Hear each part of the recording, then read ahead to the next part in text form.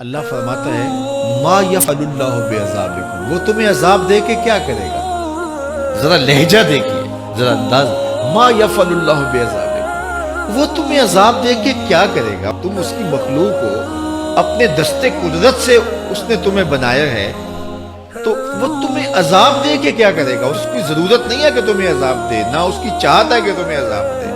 کوئی خود چھلانگے لگائے تو اس کی مرضی۔ فرمایا ما یفعل اللہ بعذابکم، وہ تمہیں عذاب دے کے کیا کرے گا؟ ان شکرتم وآمنتم، اگر تم شکر ادا کرو اور ایمان لاؤ تو وہ تو قدردان ہے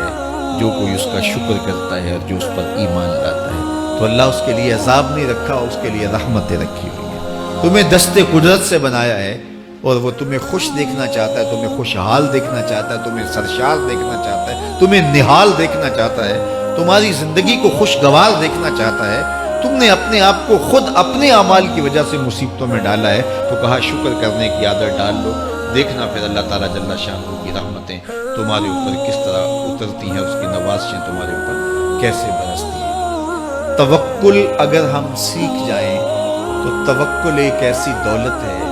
کہ جو خوشحال زندگی کی ضمانت بنتی ہے۔ جب ہم اللہ پر توکل نہیں کرتے اور ہم سمجھتے ہیں یہ سب کچھ ہماری محنت کا نتیجہ ہی ہوگا، اور نتیجہ جب نہیں آتا تو پھر ہم بے چین مضطرب ہو جاتے ہیں، اور جب ہم اس پہ توکل کر لیں تو پھر ہمارا صرف اتنا ہی کام ہے کہ میاں ہم یہ کام کر رہے ہیں، بس یہ حکم، ہم بیج بو رہے ہیں، بس یہ حکم ہے اور بو رہے ہیں، باقی اس پہ بھروسہ ہے، یہ کام اس کا ہے کہ اس نے اس کو اگانا ہے، اس کو پھل لگانے ہیں۔ تو جب اس پہ توکل ہو جائے تو بندہ سوکھا رہتا ہے، ورنہ بندہ مشکل میں مبتلا ہو جاتا ہے۔ بسا اوقات ایسا ہوتا ہے کہ بندہ ایک منصوبہ تیار کرتا ہے، اس کا عملی نتیجہ اس کو سامنے نظر آ رہا ہوتا ہے لیکن نتیجہ بالکل الٹ جاتا ہے۔ سید علی المرتضیٰ فرماتے ہیں میں نے اپنے ارادوں کی شکست سے ہی اپنے رب کو پہچانا ہے، کہ میں ایک منصوبہ تراشتا ہوں کہ یہ اور یوں ہوگا اور وہ ہونا چاہیے، لیکن نتیجہ وہ نہیں آتا، تو کوئی طاقت ہے اس کا جو نتیجہ بدل دیتی ہے۔ تو بندہ اس طاقت پہ یقین کرتے، اس پہ توکل کر کے جو ہے وہ اس پہ بھروسہ کر لے تو زندگی سوکھی ہو جاتی ہے۔ مغرب میں جو اللہ پر یقین نہیں رکھتے وہ خودکشی کر لیتے ہیں کہ یہ کیوں ہو گیا، ایسا نہیں ہونا چاہیے تھا، لیکن ہم خودکشی اس لیے نہیں کرتے، ہم کہتے ہیں میرا رب جس طرح چاہے اس طرح ہی ہوتا ہے، جو اس نے طے کیا ہوا ہے وہ کر کے رہتا ہے، اس لیے تم اس پہ توکل کر لو اور اس پہ بھروسہ کرو۔ حضور علیہ الصلوۃ والسلام نے فرمایا لو انکم توکلون علی اللہ حق توکلہ، اللہ پر توکل کرنے کا جو حق ہے اگر تم وہ ادا کر دے تو فرمایا اللہ تمہیں ایسے رزق عطا کرے جیسے پرندوں کو عطا کرتا ہے۔ ہمارا تو کاروبار ہے، یہ فیکٹری ہے، یہ دکان ہے، یہ ہماری نوکری ہے،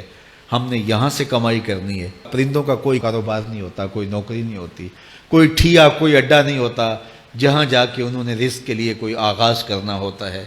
بلکہ حضور نے فرمایا تغدو خماسا وتروح بطانا، جب وہ صبح گھر سے نکلتے ہیں تو خالی پیٹ نکلتے ہیں اور انہیں کوئی اپنی منزل کا تعین نہیں ہوتا، جدھر خیال آیا اڑ گئے ادھر، لیکن کبھی ایسا نہیں ہوا کہ شام کو خالی پیٹ واپس آئے ہوں، کہا وہ پیٹ بھر کے آتے ہیں۔ باہو بولے بن توکل پنچھی اڑ دے، خرچ نہ پلے زیرا ہو،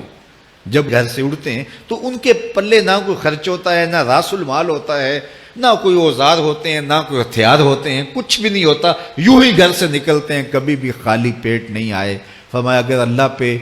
پرندے توکل کر لیں تو اللہ اسے بھی عطا کرتا ہے، تم توکل کرو گے تو تمہیں عطا نہیں کرے گا،